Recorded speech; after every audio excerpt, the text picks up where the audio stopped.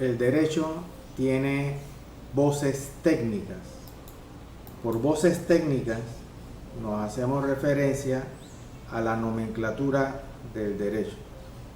El derecho puede ser expresado de varias maneras dependiendo a qué se refiere. Por ejemplo, tenemos lo que sería el derecho objetivo o derecho subjetivo, que eso ya se lo he expuesto en el material escrito que aparece en la sección de la definición de derecho. Pero para aclarar un poco más, el derecho objetivo se refiere a ese conjunto de normas jurídicas que generalmente están escritas y que están compiladas en leyes, códigos, decretos, etc. Se refiere a la parte de que esas disposiciones existen por sí mismas y que tienen un rigor, tienen vigencia y que tienen obligatoriedad en su aplicación. Pero el derecho objetivo se refiere a ese conjunto de normas que existe por sí misma independientemente de las personas sobre las cuales recae su imperio o su rigurosidad. Mientras que por derecho subjetivo debemos de entender que es el conjunto de normas jurídicas que se refieren a las relaciones existentes entre las personas, o sea, ya existe una persona en particular que detenta un derecho. Veremos más adelante. Por derecho objetivo podemos encontrar otro tipo de voces técnicas como derecho natural, derecho positivo, derecho escrito, derecho consuetudinario, y todas estas voces técnicas también están en el material escrito que les suministré. Por derecho natural debemos entender ese conjunto de normas que hacen mención o se inspira más bien a lo que sería a los derechos propios del ser humano, que son innatos, y se conoce como después el derecho natural. Esas expresiones jurídicas que están en atención al ser humano por su naturaleza, y esos derechos son característicos de su naturaleza humana.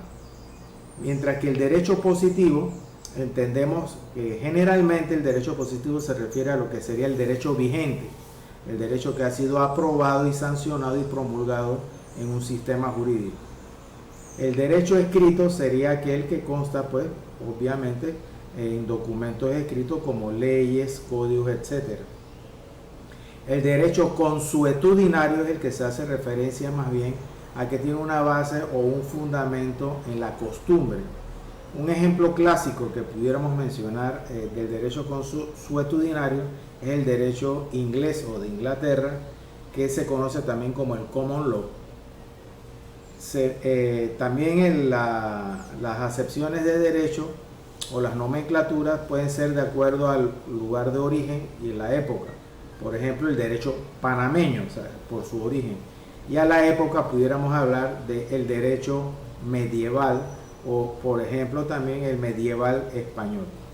Según la materia que regula, ya es como lo veremos también con las distintas ramas del derecho, se hace referencia, por ejemplo, al derecho civil, derecho comercial, derecho agrario, etc. Otro aspecto que se resalta también sería el derecho sustantivo y el derecho adjetivo, que vamos a explicar más detenidamente a continuación. Con relación al derecho subjetivo, tenemos que básicamente sería lo que es el derecho real y el derecho personal. Recordemos que por derecho subjetivo estamos haciendo referencia a aquel conjunto de normas que tienen que ver con la vinculación de un individuo o un sujeto que detenta ese derecho. Debe de existir un sujeto o una persona en particular con relación a eso. Derecho real. Vamos a ver qué sería el derecho real. El derecho real viene a ser un vínculo jurídico que existe entre una persona y una cosa. Ese vínculo jurídico se puede ejemplificar como el derecho de propiedad. O sea, yo soy propietario de un reloj, soy dueño de una casa, etcétera. También otros ejemplos de derecho real sería el usufructo, o sea, yo soy el dueño de una finca, por ejemplo, y permito que una persona haga uso y disfrute de esa finca, o sea, le permito el usufructo. Yo sigo siendo el propietario, sigo siendo el que tiene el derecho de dominio de la finca, pero permito que otra persona haga el usufructo. Y ese es otro vínculo que va a tener esa persona con la finca. Pero esa persona va a tener la relación con la finca como usufructuario, no como propietario. Y ahí vemos también en la ilustración otros ejemplos de derecho real como la hipoteca y la prenda, que es básicamente los dos son una garantía de una obligación, como cuando compramos una casa a través del préstamo con un banco, la casa queda hipotecada a favor del banco mientras pagamos el préstamo. Y lo mismo puede ocurrir con un objeto, un bien mueble, por ejemplo cuando voy a una casa de empeño y dejo un reloj para que sirva de garantía del préstamo que puedo conseguir. Eso sería básicamente lo que es el derecho real. Recordemos que es el vínculo jurídico que existe entre una persona y una cosa. Ahora procedemos entonces a lo que es el derecho personal. El derecho personal es un vínculo jurídico entre una persona llamada acreedor y otra persona llamada deudor. Como se establece un vínculo, recordemos la teoría que tiene que ver con los actos y los negocios jurídicos. En los negocios jurídicos nosotros expusimos que surgen derechos y obligaciones cuando dos o más personas establecen una contratación.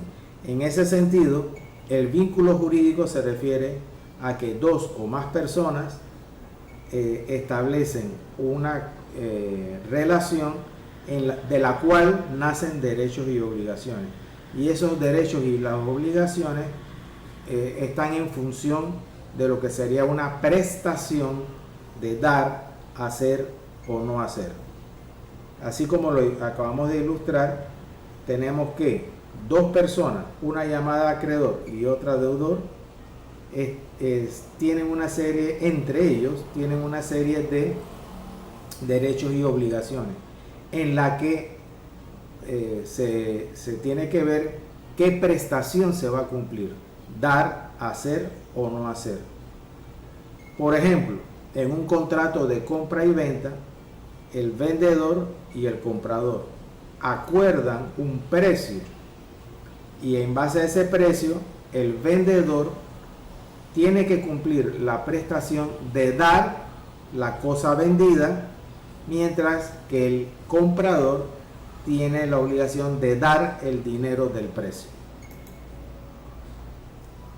Otro aspecto, como lo dijimos, con relación a las voces técnicas que se refieren al derecho sustantivo y al derecho adjetivo, debemos recordar que el derecho sustantivo, que también se llama derecho material o derecho de fondo, se refiere al conjunto de normas jurídicas que establecen conceptos, definiciones, instituciones jurídicas y regulan los derechos y obligaciones relativas a una rama del derecho o una materia jurídica.